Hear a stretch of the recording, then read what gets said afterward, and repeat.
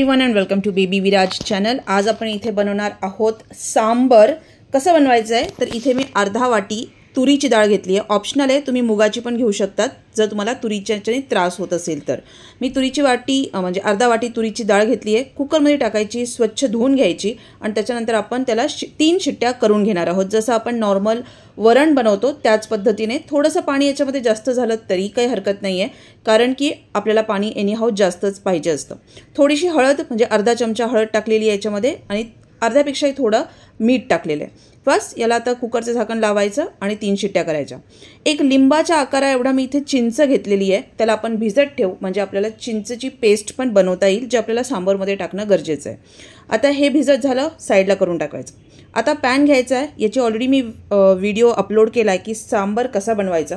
तर याच्यासाठी तेल, पहिली गोष्ट तर पॅन गरम पाहिजे।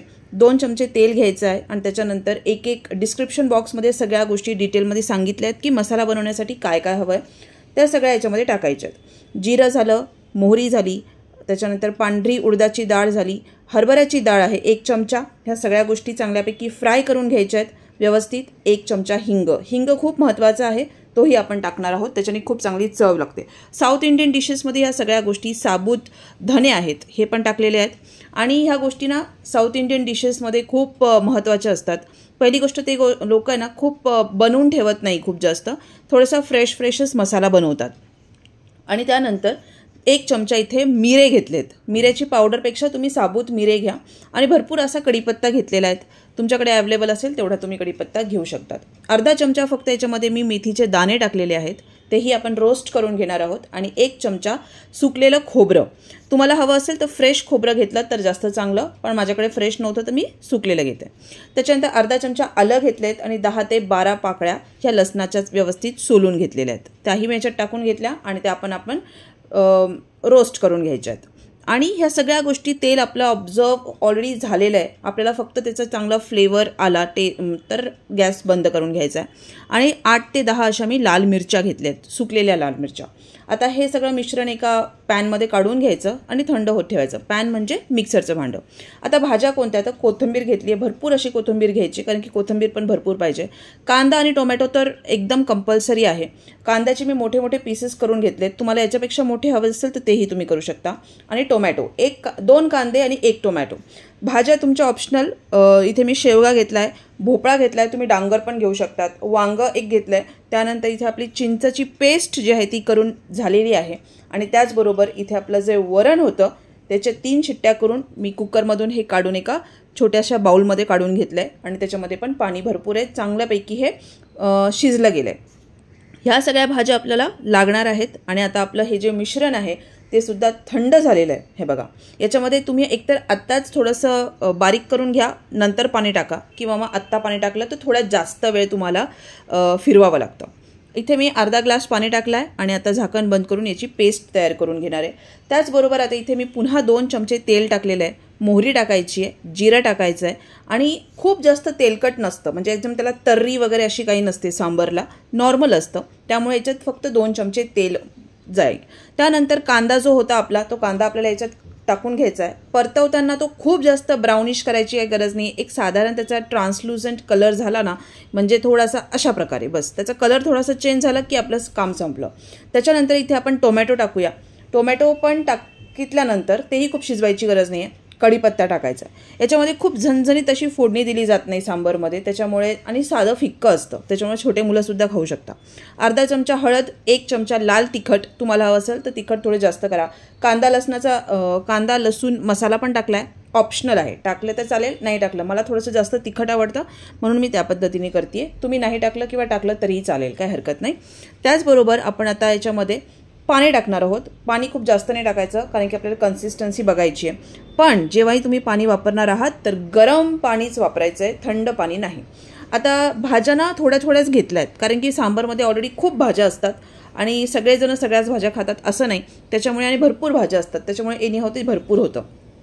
त्यानंतर याच्यामध्ये तुम्ही हवं असेल तर भेंडी पण टाकू शकतात, भेंडी पण ऑप्शनल आहे। आता याच्यामध्ये आपण थोडं करून पाणी टाकू, कारण की आपल्याकडे वरणामध्ये पण भरपूर पाणी आहे, त्यामुळे थोडं करून टाकायचं आपल्याला। आता हे चांगलं व्यवस्थित गरम झालं की त्यानंतर हा मसाला जो आहे जेव्हा याला उकळी येईल ना तेव्हा आपण हा पूर्ण मसाला मी याच्यामध्ये वापरणार आहे. तुम्हाला असं वाटलं की तुमचा मसाला जास्त होतोय तर तुम्ही थोडंसं स्टोअर करून ठेवलात तरी चालेल, किंवा पुन्हा तुम्हाला बनवायचं असेल सांबर कधीतरी तर आत्ताच एकसाथ बनवून ठेवला थोड्या दिवसांसाठी, एक 7-8 दिवस तरीही चालेल. आता बघा किती घट्ट झालं आहे, पण सांबार तर खूप पातळ असतं. पण अजून आपल्याला वरण म्हणजे आपलं जे डाळ आहे शिजलेली ती टाकायची बाकी आहे. आता तेही आपण टाकून घेऊ. चांगल्यापैकी हे उकळतं आहे आणि आता हे पूर्ण पाणी म्हणजे पूर्ण डाळ, मग आपली जे पाण्याची कन्सिस्टन्सी आपल्याला चेक करता येईल. आणि जर तुम्हाला वाटलं की अरे हे अजूनही खूप घट्ट आहे तर मग आपण गरम पाणी याच्यामध्ये ॲड करू शकतो. म्हणूनच आत्तापर्यंत मी मीठ ॲड नाही केलं, नाही तर मग एक मिठाचा अंदाज येत नाही. तुम्हाला हवं असेल, आणि ऑलरेडी आपण डाळीमध्ये पण थोडंसं मीठ टाकलेलं आहे. आता हे बघा इथं गरम पाणी मी टाकलं. आता हे भरपूर असं पातळ झालं आहे, कारण की भाज्या शिजण्यासाठी पण भरपूर पाणी लागेल. त्याचबरोबर सांबार हे थोडं पातळ असतं त्यामुळं. आता हे चांगलं उकळू द्यायचं आहे. याच्याबरोबर आता लास्ट आपण मीठ टाकणार आहोत. हे मीठ टाकून झालं एकदा आपण हलवून देऊ व्यवस्थित, म्हणजे काय की आपलं मीठ सगळीकडे स्प्रेड होईल आणि टेस्ट सगळीकडे सारखीच जाईल. आता याला उकळी येऊ द्यायची आहे. थोडंसं मीडियम गॅस करा आणि त्याच्यानंतर त्याला व्यवस्थित अशी उकळी येऊ द्या. याला तर्री वगैरे काही एक येत नाही. आता याला चांगल्यापैकी उकळी आली की अजूनही आपलं हे पातळ आहे, कारण की अजून हे आपलं शिजायला ठेवलेलं नाही. आता मी याच्यावर एक 15 मिनटासाठी मी झाकण ठेवणार आहे. 15 मिनटं बघायची पण गरज नाही.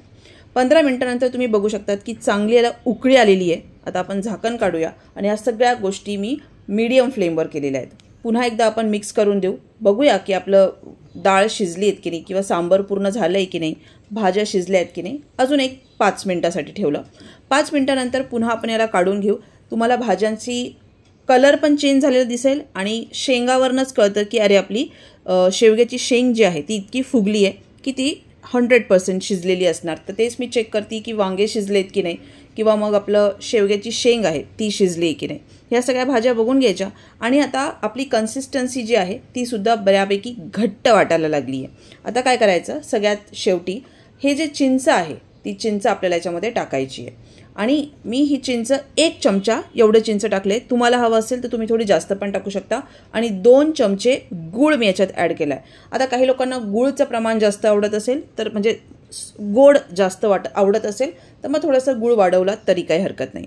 आता हे सगळं मिक्स करून घ्यायचं आहे आणि पुन्हा 1-2 मिनटासाठी आपल्याला याला फक्त हलवत राहायचं आहे, कारण की हे चांगलं व्यवस्थित मध्ये मिक्स झालं पाहिजे. गुळाचं तर पाणी होईल एनीहाव, काही प्रॉब्लेम नाही आहे. आणि आता गॅसचं मी फ्लेम कमी केला आहे आणि आता याला झाकण ठेवलं आहे. आता थोड्या वेळाने गॅस बंद करून टाकायचा. आता आपल्याला याला द्यायची आहे फोडणी. तेल घ्यायचं, त्याच्यात मोहरी टाकलेली आहे मी.